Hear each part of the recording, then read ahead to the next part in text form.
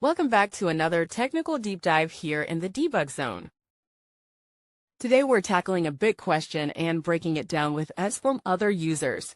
Hopefully this clears up some misconceptions and helps you get the answer you need. So buckle up, stay a little curious, and let's jump right in.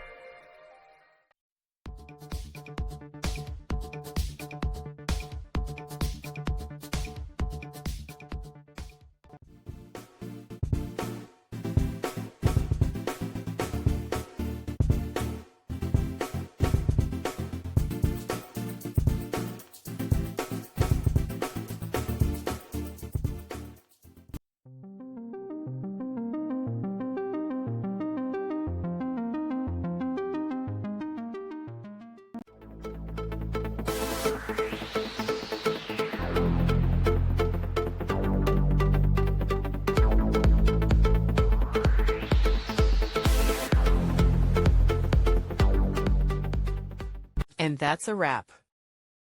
I hope you found the answer you were looking for. If you did, take a second to hit that subscribe button. It really helps out. And let me know in the comments which solution worked best for you. See you next time in the debug zone.